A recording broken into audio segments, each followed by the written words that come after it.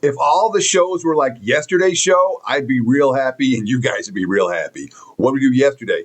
Wise guy totals. Atlanta, Orlando under, got there. Sacramento, Toronto over, got there. Still value with the Spurs. It was right around the number, 13 and a half, 13, 14. As long as you got it at 14 or less, you either won or pushed with San Antonio. There was still a little bit of value with the Spurs at that price. Angle of the day yesterday, a winner, Celtics. The Celtics, the best team in the NBA, win percentage-wise, coming off a loss. They were coming off a loss in Miami, facing Miami. We talked about the Pacers' uptick. Indiana with the blowout win. We talked about the Nuggets struggling against the spread. Utah got the point spread cover. Hopefully, today's show will be able to do just as much damage. Lots to talk about. Teddy's tips for Thursday. What's today? The 2nd of April. And let's start with a couple of wise guy totals. First, Phoenix and Charlotte. We've seen over money for the Suns and the Hornets. And certainly, we think about conceptually this game feels a little playoff intensity here for these two squads. But from a pace standpoint, both playing pretty good. And from a defensive standpoint, the Suns' numbers have gone down a little bit of late. So I'm not shocked at all that we've seen over money for Phoenix and Charlotte. But the real wise guy move overnight, and again, what we're talking about is, and I'm talking about these wise guy totals. That's where last night I tracked down the openers, see where the money flows overnight, let the lines bounce around in the morning so that we don't see false moves. And what's the clear biggest NBA mover in the overnight hours? That's LA and Oklahoma City. Over the total last night. This number was sitting as low as there were 227s out there. Now I'm seeing 232s for the Lakers and OKC, even a 230 and a 2.5 at leading indicator books. A couple of 232.5s out there. So we've seen a lot of money for LA and OKC. Lakers certainly clicking offensively, and the Lakers do not want to play slow down basketball against the Thunder. So you can certainly understand why the markets are moving to the over in LA, OKC. And again, we think about playoff intensity good for unders. I'm not sure that's the case for the Lakers. I think Lakers playoff intensity basketball going to be some high scoring games for LA. So bottom line, where is the wise guy money come overnight? Phoenix and Charlotte over, and in particular, the Lakers and the Thunder over the total. The market expecting pace, the market expecting points. And again, when you have these matchups where Shai Gilgeous-Alexander is liable to get to the free throw line 20 plus times, and who knows what Austin Reeves or LeBron's going to do with the line. There's no stat that correlates better with totals than free throw attempts. So when you expect a game to have a whole bunch of free throws, you're expecting lots of points to be scored with the shot clock off. Those games tend to go over the total. And the games that don't have whistles, they tend to stay under the total. For what it's worth, lots of over money. Lakers, Thunder, tonight. I want to talk about an impact injury here. And this is a game I cannot bet unless I know if he's playing or not. Looking at the Odds Logic live odds screen right now, Minnesota and Detroit. And first, free trial, oddslogic.com/Teddy. Try it. I'm telling you, it's cool. It's fun to play around with, and it helps you to win, period. Oddslogic.com for your live lines. /Teddy gets you free 7-day trial. Anyhow, I'm seeing 3.5 right now for the Pistons, total 224.5/225 against the T-Wolves. Minnesota in revenge. They got punked at home by Detroit last week. It is a loss I'm certain they remember. That being said, the Pistons are very much a character team.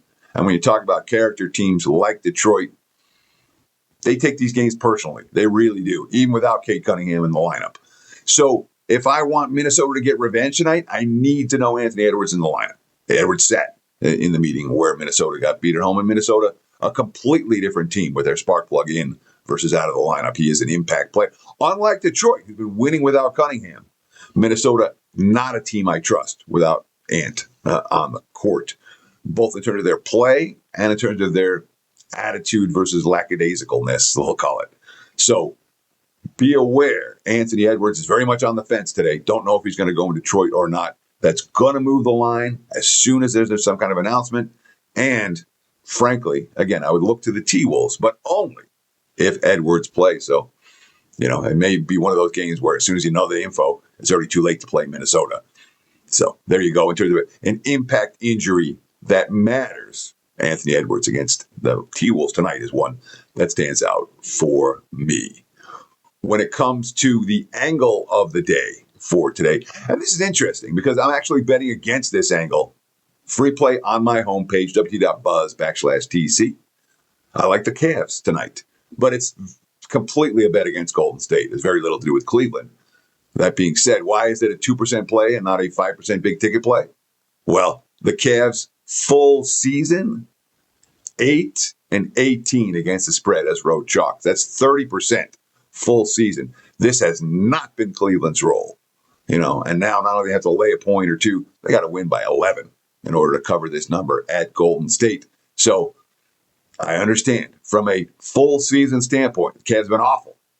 But the Cavs are also coming off a pretty bad loss in LA. I think they show up here, and I'm not convinced that we're going to see anything from Golden State on the second of back-to-backs.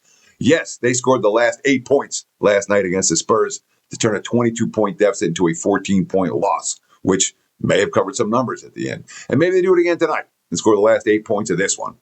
I wouldn't count on it. Cleveland or pass, even with that 8-18 ATS mark as road chalk. I still want to fade these Golden State Warriors, a team that doesn't give two you-know-whats about how they close out the remainder of the regular season.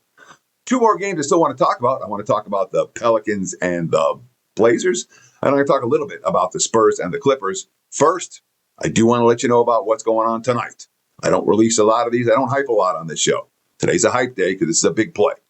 5-1 year to date with my 5% big tickets in the NBA. 83% full season. I've only released 6 of them all year.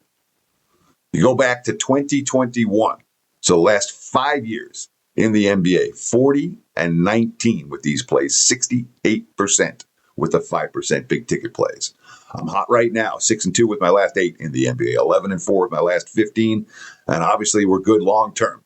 Plus 190 something units dating back to 2022. 5% big ticket, rare, goes tonight. Check it out on my homepage, wt.buzz/TC. But I don't buy this play. Don't. If you want to get on board, the right move, in my opinion, is this. Normally, playoffs $249 at WagerTalk.com. Full playoff, start to finish. We're discounting it $50, so you get the full playoffs for $199. And oh, by the way, we're going to throw in the rest of the regular season for free. So you'll get the 5% big ticket tonight and every single play that I have through Game 7 of the Finals, $1.99. It's a deal. Check it out, wt.buzz/TC, or if it's the website, WagerTalk.com. Take advantage of this offer. Get on board today. You'll get tonight's 5% big ticket winner. All right, let's talk about the last 2 games. Still value play. New Orleans, you can still find plus 6.5 for New Orleans at Portland tonight. There were 7s earlier. It's been mostly 6.5 all day, and there's still plenty of 6.5s out there. And from a spot standpoint, this screams Pelicans. We talked about it earlier in the week when Portland was playing the Clippers in LA, and the quote coming out of the Portland locker room was, "This is the single most important game we have to play all year." When it comes to the playing games and standing at all of that, they were ready for LA. They had that game triple circled, and they beat them. And now you come home and play New Orleans, and you worry about a little bit of exhale. Meanwhile, the Pelicans have played good ball. They played competitive ball, and boy, they let their foot off the rope. They let their foot off the gas. They took their hands off the rope. Last time out against Houston, they were non-competitive, and they were not amused by that after the ball game. So, from a spot standpoint, it's a Pelican spot as they travel to a team that's, the Blazers are better than they are. They're better than them on the defensive end, but they're not that much better than New Orleans. I've got New Orleans as a decently high power rate team. And at this number, and again, my number here is only 5.5. You still find 6.5s out there. I think there's still value with the Pelicans at the 6.5, even though you've missed the very best of the number. Last but not least, Spurs and Clips. I don't have a lot for this game. I don't have a strong take. Spurs last back-to-back of the season. Clippers struggling on the glass in that no-show game against Portland the other night. They really got punked in that contest. I expect the bounce back for the Clips, but San Antonio is not a team I want to stand in front of. Clear pass for this better.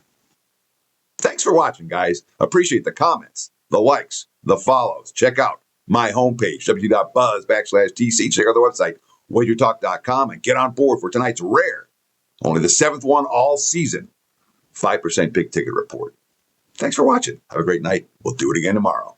Cheers.